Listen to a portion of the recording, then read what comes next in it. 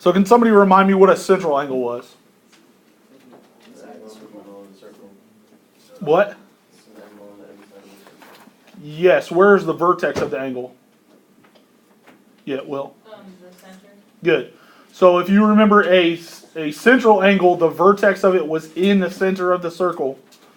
An inscribed angle, you can see on the picture here, the inscribed angle, the vertex of the inscribed angle is on the circle itself. Okay? So that is an inscribed angle. The arc that is formed, the minor arc that is formed by it is called its intercepted arc. Okay? So we have the inscribed angle, and then we have the intercepted arc that is part of it. Okay? So measured of an inscribed angle theorem. So what you need to know, what is super important, is right, let me get out my highlighter, right here. Okay? So that is telling me the angle, so the inscribed angle is equal to 1/2 its intercepted arc. Okay, so the inscribed angle is 1/2 the intercepted arc. You can also flip it and say the intercepted arc is twice the inscribed angle. So you can kind of work it either way. Formally, generally you see the formula as it is on the board, but you can also flip it around pretty easily. That is probably the big formula today. Okay, we're going to have some other theorems and stuff like that, but that's kind of the big overarching formula for today. Okay? Any questions on understanding the difference between central angle, inscribed angle, and intercepted arc? Okay. All right, let's move forward then. Okay, so example 1, we want to find the angle or the measure of angle T. So what I see right now is that the intercepted arc of U, if I look at this, looks like U goes to SR, right? So this would be the intercepted arc of inscribed angle U, okay? Is there any other angle that also shares that same intercepted arc? T, right? Because T goes to S and R. So do you see the angle U and angle T have the same intercepted arc? So if I were to do the math for this, I'm not going to because we're getting ready to learn a formula that helps us with this. But if I were going to do the math, I would go from angle U, which is 31, and I would double it to 62 to find SR, right? So 62 would be SR because the arc length is double the angle measure, okay? So I do that, and then I got to go backward to go back to angle T. So then I would have to chop it in half, and it would be back to 31. So what you need to know from this is any two angles that share the same intercepted arc are congruent, okay? So that's exactly what we have here. Inscribed angles of a circle theorem. So as you can see in the picture to the right of that theorem, angles D and C share the intercepted arc of AB. Okay, so if any two inscribed angles share a common intercepted arc, they are congruent. Any questions there? An inscribed polygon. We're going to look at two more specific types of inscribed polygons, but an inscribed polygon means each vertex of the polygon is on the side of a circle or the circumference of a circle. Okay, so we're actually going to look at we're actually going to look at a right triangle, and then we are going to look at a quadrilateral on the back page. So let's look at the right triangle first, okay? So notice this is an if and only if statement. Well, I guess it's not quite an if and only if statement, but, well, yeah, it is because it has the conversely in there.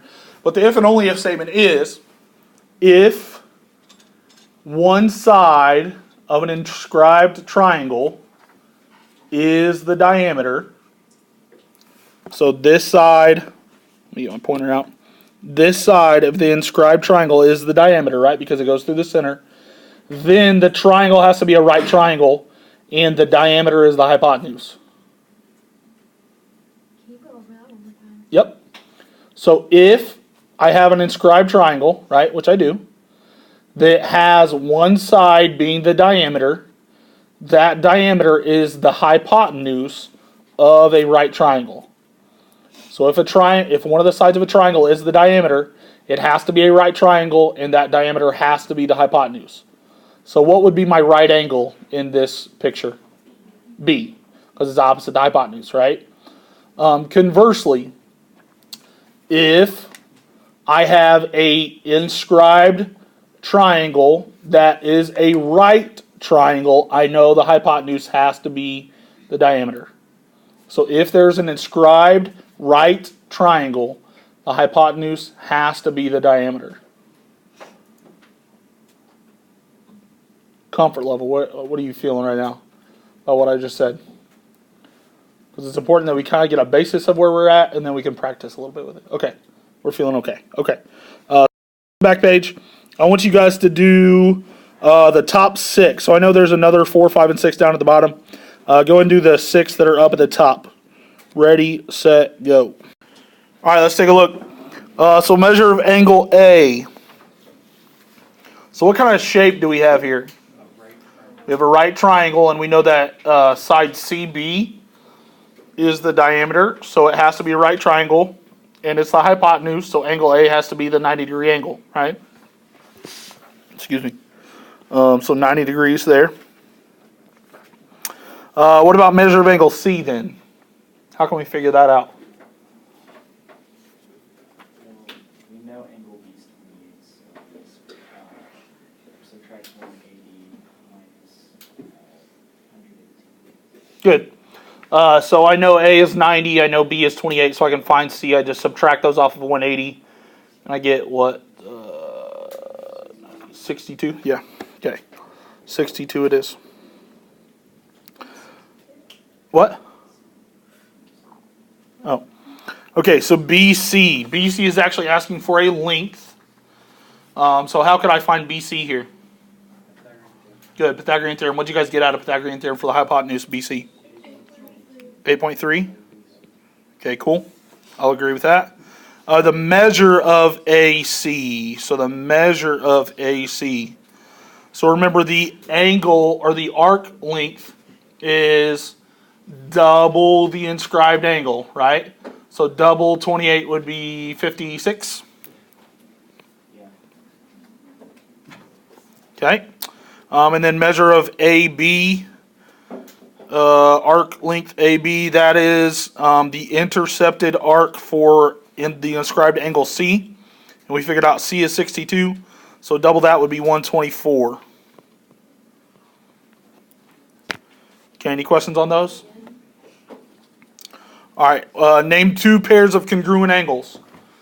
So 2 pairs, that means I need to find 2 angles that have the same intercepted arc. Okay, so if I look at angle A, it goes B and C. If I look at D, it goes B and C. So it looks like angle A is congruent. Actually, that's probably not very good practice to just call it angle A. Let's call it angle BAC is congruent to angle BDC. That's fine. Wait, what? CDB. Yeah, that's fine. Aren't you supposed to, like, in that one view that we had, aren't you supposed to, like, go from the same points that you... If you're doing a similarity statement, yes, but we're just saying they're congruent, so it doesn't matter how we name them. Okay, and then another pair would be going from A, B, D, and A, C, D. So angle ABD is congruent to angle ACD. Okay, any questions there? All right, so then we also have inscribed quadrilaterals, okay? So a quadrilateral can only be inscribed in a circle if opposite angles are supplementary. Okay? So if we have an inscribed quadrilateral, meaning there's four sides obviously, we know that the opposite angles have to be supplementary or add up to 180, okay? So that should be all the information you need to go ahead and do 4, 5, and 6. Actually, let's skip 4. Let's just do 5 and 6, okay? So go ahead and I'll give you guys a few minutes to do 5 and 6 together with your groups. Go ahead. Okay, number 5. I know that x and 82 should be supplementary, so x plus 82 should equal 180. If I subtract 82 from both sides, that means x equals 98. Okay. I know y plus 68 should be supplementary, so they equal 180. So y equals what, 112? Is that right? Yeah. Pretty straightforward there. 6 gets a little more complicated, but not too awful bad. I know that c plus 2c minus 6 should equal 180. So that means 3c equals 186. Divide by 3, what's c? 62, is that right? Okay. And then, actually I really shouldn't put a degree on that, because it's not, c is not a degree, c is just a number. Okay, and then I know that 18x, that would be the 8x plus the 10x, should equal 180. So divide by 18 and I get x equals 10. Okay, any questions? Okay,